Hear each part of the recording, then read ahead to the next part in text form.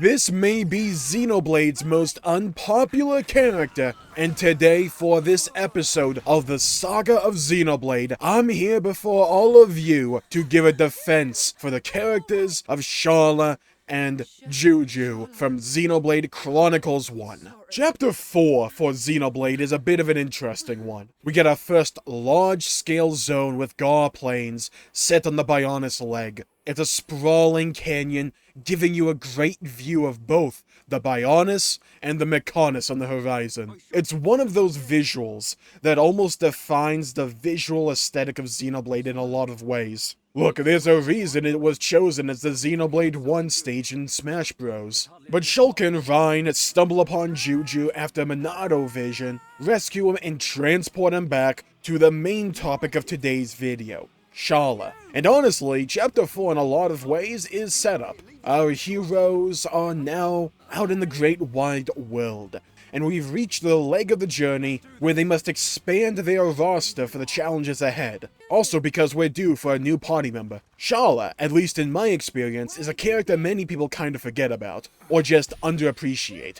Maybe it's because Fiora, Shulk, and Melia get a lot of the spotlight, or because when it comes to the overall main story, she's just not the most influential character. Or from her gameplay being very support and healer focused, she just doesn't seem to be a character that is talked about all that much, and for me, she was always one of my favorites. You see, Xenoblade 1 is a war story, and it just tells that war story through multiple different people and how the overall war between Mechonis and Bionis affect them.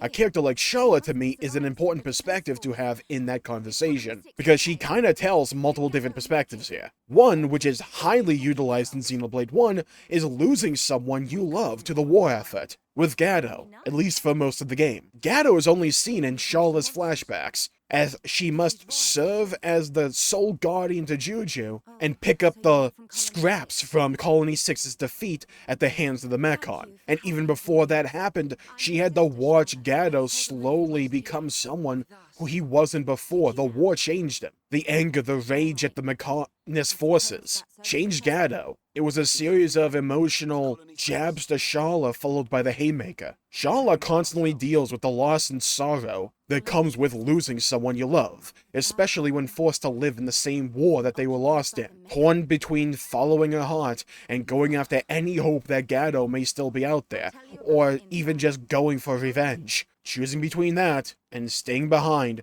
to take care of Juju and the Colony 6 survivors.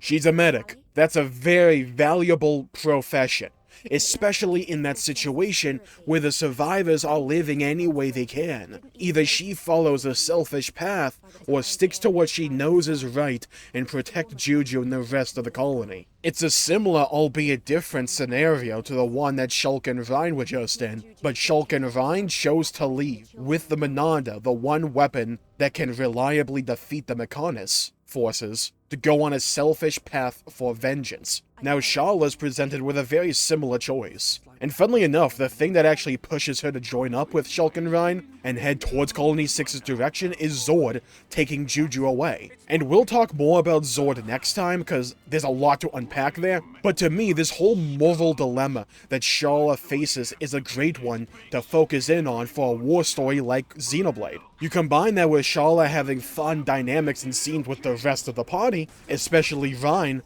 and she just makes a great party member all around, in my opinion, and I think that if she wasn't there, that would be something missing with Xenoblade 1, in my opinion. But with the introduction of Sharla as a character, we also get Juju, and look, I'll be upfront here. Normally the dumb kid character is always the one I like the least, and in Xenoblade 1, yeah, that kinda still rings true, but I wouldn't say I actively dislike Juju. The only reason I would possibly say that is because he forced me to grind a bunch to upgrade Colony 6 to Little Jabroni. I swear, now that I'm actually saying those freaking words, I'm starting to actually hate him. But I digress. It always just kind of feels like to me that this type of character exists so that they can go do dumb stuff and we can just write it off as, oh, he's a kid, so of course he'll act dumb and impulsive. Because they're a kid, right? It makes sense. So that they can have easy transitions to story moments that they want to include without having the rest of the cast to make dumb decisions that feel out of character. And yeah, Chapter 4 and 5 feels like that's kind of what happens.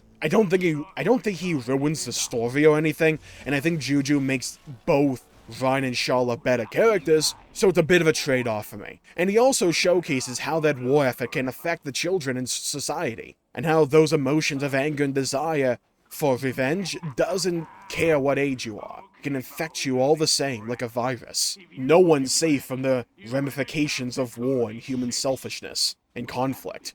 And funnily enough, with this entire Zord section, you can view it as a warning to Shulk and Ryan in a way, about what can happen to them if they give in to their emotions and act too impulsively and recklessly. They can put the people they love and care about in needless danger. You can't let your anger and lust for vengeance control you. You have to be the one to control it. Let it hone your sword and not turn into a double-edged one, to make your attacks stronger, not just to rush headfirst into your own damnation. I think this is also as good a time as any to talk about probably my biggest critique for Xenoblade 1 from a storytelling perspective, because I feel it is in this chunk of the game more than any other section, and it's those scenes that aren't cutscenes, but feel like the characters are just standing around doing stock animations, where the voice acting kind of suffers. And in my opinion, this is one of the most important aspects of Xenoblade 1 that not a lot of people talk about, because either some people just don't care about scenes like this and can gloss over them,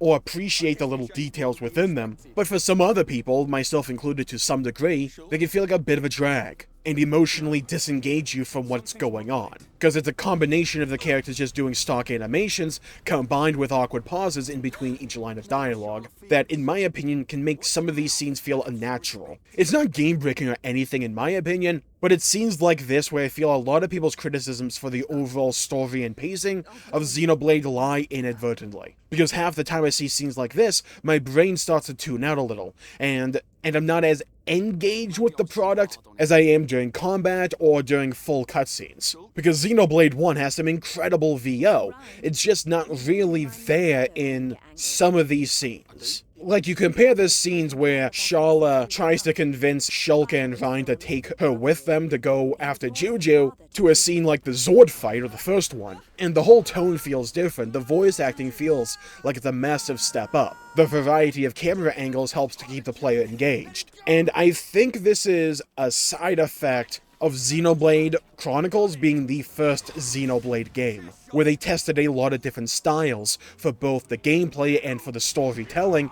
and saw what resonated, what maybe didn't, and what they wanted to change.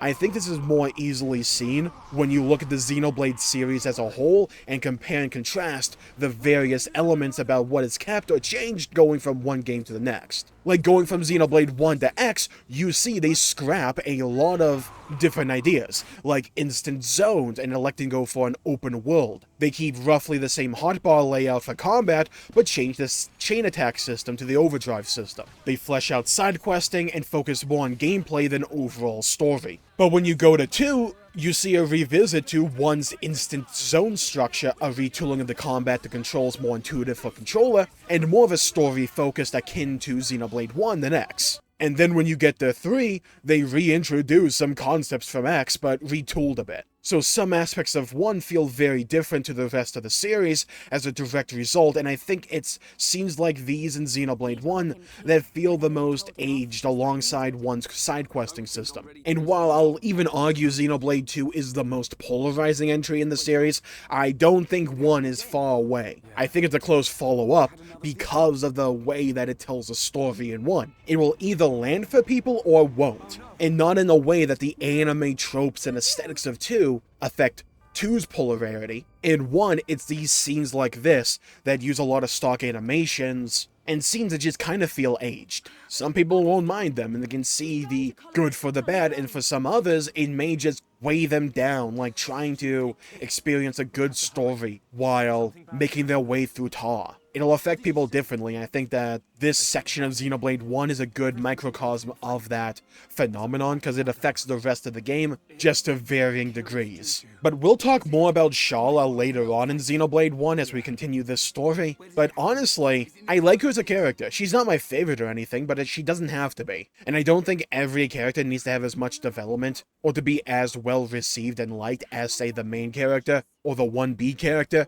to still be a good character. I like Sharla. I even like having her in the party for gameplay, cause if you're not geared to the freaking teeth, right, and you're still working your way through the story, having a healer in your pocket can be pretty nice. So overall, I'm glad Sharla exists as a character, and I'll defend her against anyone that tries to say that she's a bad character. So yeah, I think I'll call the video there for today. Thank you all for tuning in. My pleasure for making a video in this installment of the Saga of Xenoblade. And if you would like to see more, please leave a like and subscribe. It really helps the channel out and helps support future content, and I greatly appreciate it. Stay safe, have a great day, leave a comment down below with your favorite member to play as in Xenoblade 1. I would love to hear your thoughts and hear your perspectives, and to hear why you like playing as a specific character. Mine is Melia, but don't worry, we'll get to her. Have a great day, everybody. Stay safe, go play some video games if you can, and as always, I'll see you all next time. Bye-bye, everybody, until we meet again.